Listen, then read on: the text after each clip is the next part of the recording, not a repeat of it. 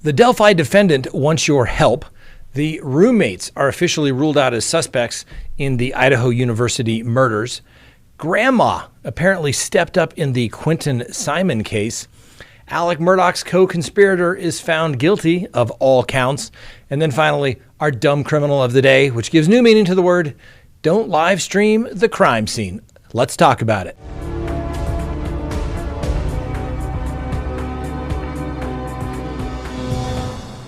Good day. Welcome to Crime Talk. My name is Scott Reich. You know the drill. Subscribe if you haven't, like if you do.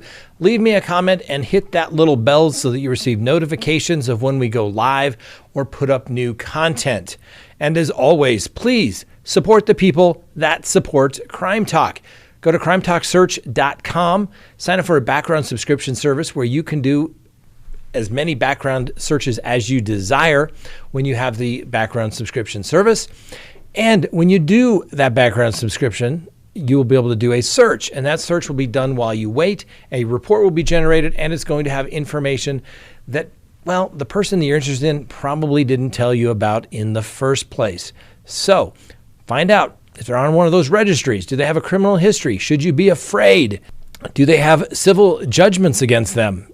Are they still married? Those little things in life you may want to know. So go to crimetalksearch.com and sign up today. You'll be happy you did. All right, let's go ahead and open the docket for November 23rd, 2022. Now, one of the attorneys for the Delphi double murder suspect, Richard Allen, called the state's probable cause affidavit flimsy. We talked about this yesterday. Well, lawyer Andrew Baldwin, he told reporters that after the hearing yesterday that they want the affidavit unsealed so that they can better get the public's help establishing their client's innocence. He stated, you're going to read the probable cause affidavit online or wherever they get it, and hopefully that's going to ring a bell for somebody to help us out because he is innocent. He has told us that very emotionally. He has thanked us for our help, and Mr. Baldwin told reporters that they didn't have the discovery yet, just the affidavit. But if that's all they got, they're not very impressed. The prosecutor and the police for the last number of years have been conducting press conferences and asking the public for help. Now we're asking for the public for help. You're going to read that probable cause affidavit online or wherever they get it, and hopefully that's going to ring a bell for somebody to help us out because he is innocent. He has told us that very emotionally. He has thanked us for our help. We'll see. And when you guys read the PCA, presuming that the judge grants our motion, you will have to question, is this what happens after 5 years of an investigation? Is this what it is? We don't have any other evidence. We don't have any discovery. That's all we have, and we are not impressed. So, as you may recall, Mr. Allen is charged with murdering Libby German and her best friend, Abby Williams. The girls vanished walking the Monon High Bridge Trail near Delphi, Indiana on February 13th of 2017. Their tragic deaths obviously shook that small community there in Delphi, which is the county seat, Carroll County, which has about 20,000 people in that little county there. Now, search warrants showed that the girls had lost considerable amount of blood when they died. And with the blood likely ending up on their killers, what the police believe, at least on their hands as well. It also appeared that German and Williams' remains were moved and somehow staged, although that's still unclear because the prosecution hasn't released the affidavit. And the alleged killer is believed to have taken some sort of souvenir from the crime scene. The case obviously has gone unsolved for years, with investigators only releasing a recording that German secretly took of the suspected killer. That's the recording where he says, "Guys, down the hill." Well, that was captured in that clip, and the authorities say that was recorded by the victim. Now, the attorney said that he is quite convinced at this point that Mr. Allen is the wrong guy, that the police got the wrong guy. Now, obviously, that's pretty bold allegations to make, but you have to like the style of the defense on this case. I love good lawyering. This is good lawyering right here, basically saying, hey, release it. We've got nothing to hide. Let's raise doubt as to his innocence already. It's got to make the prosecution work this matter, and their evidence is going to have to be, obviously, rise to the level of proof beyond a reasonable doubt. Now, as the attorney stated, it's a little weird for defense lawyers to be arguing that they want things unsealed, but that's how confident they are in their client's innocence. And they stated that they've seen what's in the affidavit, and basically what they've seen so far, they're not worried about it at all. We don't have any of the other evidence in the case, but based upon what they've seen, they're not going to be able to have enough to show that their client did anything in this particular case. Apparently, Mr. Allen is somewhat confused, bewildered, and his wife continues to support him. But the lawyers also said that this has upended their lives, obviously. And prosecutors have said in court that they believe that another person was involved in the killing of German and Williams. Now, the attorneys declined to comment on that, citing that early stages of the case. Mr. Baldwin, the attorney, said that the allegation was new to him. We'll see what the evidence looks like, but we're not impressed by the affidavit for sure. Next on the docket, the Moscow, Idaho Police Department has ruled out the 2 surviving roommates of the 4 murdered University of Idaho students. Now, as well as apparently some additional friends that were in the home at the time of the 911 call. Now, as suspected in their investigation into the homicides involving Ethan Chapin, Zaina Kernodle, Madison Mogan, and Kaylee Goncalves, they were murdered in their beds, and each was apparently stabbed in both the chest and the upper body with a large knife. Idaho police are investigating whether the college student who was brutally murdered maybe had a stalker. The Moscow Police Department said it has received hundreds of pieces of information that suggested that one of the victims, Kaylee Goncalves, had a stalker. Investigators have not been able to verify any of these tips, apparently, but they are investigating each and every one.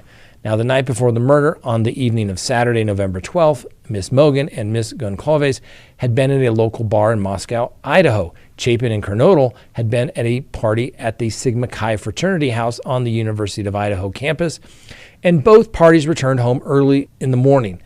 Chapin was not a permanent resident of the house, but appeared to be staying at the residence that night. The bodies of the 4 college students were later found on the 2nd floor and the 3rd floor of the homes. And as we know at this point, there are still no suspects, no murder weapon, and, well, the police don't have much to go by. Next on the docket, it looks like Grandma was the one that stepped up in regards to Quentin Simon. So a day after the police in Chatham County, Georgia, announced that they had arrested Leilani Simon and charged her with murder after discovering what were believed to be the remains of her son, the dead child's grandmother emerged as the person who had tipped off the authorities about her own daughter. A family friend has stated that Billy Howe, the little boy's grandmother, was struggling to come to the terms of the death of the 20-month-old toddler and the alleged role of her daughter in the disappearance and death. The friend apparently stated, has not been named, that several weeks ago, Miss Simon had checked herself into a treatment center. The person said the grandmother had been communicating with the FBI on a daily basis since Quentin was reported missing on October 5. At some point, Miss Simon's mother learned her daughter was set to check herself out of the treatment center, according to this friend. Her mother had to make one of the hardest decisions of her life, apparently, and called the FBI agents and let them know that she was signing herself out and that she could not come back here, referring to the house, and that she was going to be a flight risk because she could not come back here because she was going to go back on the street and doing God knows what with God knows who, according to the friend.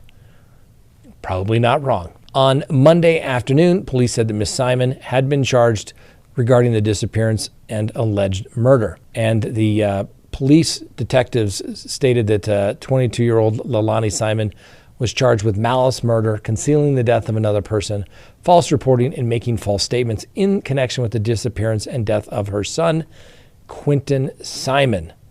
That's right. His remains were found in a landfill that the authorities had searched for a month. Let's not forget that Leilani also tried to pin it on her baby's daddy, that he was the one responsible for Quentin Simon's death and disappearance, when in fact he had a Loctite alibi. Not cool. Not cool. Not cool killing your kid. Even more not cool by trying to pin it on somebody else. That's for sure.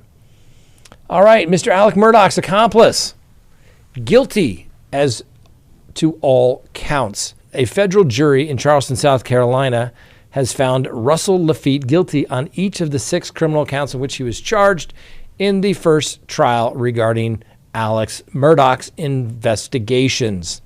Now, Mr. Laffitte was found guilty of conspiracy, wire fraud, bank fraud, as well as guilty of 3 counts of misapplying bank funds. He faces up to 30 years in prison and millions of dollars in fines in connection with all of those convictions. Mr. Laffitte was allowed to remain at liberty pending sentencing, and even though the prosecution asked to modify his bond conditions, the court didn't feel that that was necessary. You have to remember that when one is convicted, the court can always revoke all bonds and send somebody into custody pending sentencing, because at that point they oftentimes become a flight risk. Obviously, in some cases, the judge is required to do so, usually on crimes of violence or crimes involving firearms. If the defendant is out on bond, that bond will be revoked upon conviction. I've seen judges do it on minor drug cases and say, nope, I revoke everybody once they're guilty, so send them off to jail. We'll see at sentencing. Well, Mr. Laffitte's verdict came in about 9:30 p.m. after 11 hours of deliberation. And apparently 2 jurors were excused from duty for medical reasons, one of them claiming to have been receiving end of pressure from their peers on the panel. It's not immediately clear whether the disruption in the jury process could be grounds for an appeal, but it potentially could be if you got a bunch of rogue jurors. Maybe they violated the court's rules, which means they potentially violated Mr. Laffitte's constitutional rights. It gets tricky. But the remaining jurors came to a unanimous decision. Now, for those who are not familiar, Mr. Laffitte lives in Hampton, South Carolina, and he's the former chief executive officer of the Palmetto State Bank, and he was fired from that position in January based upon his alleged role with Alex Murdaugh, where funds were disappearing and maybe making loans with other people's money, and it sounded a little hinky, to say the least. Now, hinky is a Latin term. It's very term of art in the legal business. Remember that.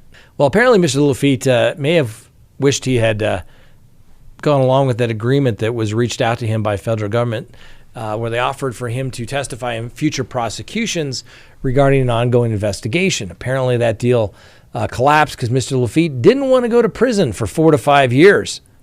Well, now he's going to get more. Everybody turns down those deals, and then they think, wow, that was a good deal. Well, we'll see. But that's what happens when you've been convicted now of helping Mr. Murdaugh rip off his clients and then help cover the tracks. Not going to be good for Mr. Laffitte. Now, Mr. Laffitte's, basically his defense was, I wasn't the big decision maker in this conspiracy, so therefore I shouldn't be held responsible. Well, Mr. Laffitte, that is a mitigation factor to be taken into account at sentencing, but not a defense. You can't say, I was in the conspiracy, but I didn't make all the decisions. When you're in a conspiracy, you're in for a penny, you're in for a pound. You're in. So, not good for him. And we also discovered that, on the same day that Mr. Murdaugh's wife and son were killed, coincidentally, one of the employees at the firm tried to talk to Mr. Alec Murdaugh regarding some irregularities involving some of his clients' accounts. Yeah, and that was on June 7th, the same evening or same day that prosecutors later say that Murdaugh killed his 22-year-old son, Paul Murdaugh, and his wife, Maggie, on their property. We'll see how things turn out for Mr. Murdaugh. Somehow I don't think it's a good sign when your co-defendant's already going down on the theft and conspiracy charges. Not good. Not good. Clearly, that's the least of Mr. Murdaugh's concerns. He's got bigger problems, much bigger problems. And finally today, our dumb criminal of the day. Yes, this young lady has been charged with setting her ex-boyfriend's house on fire.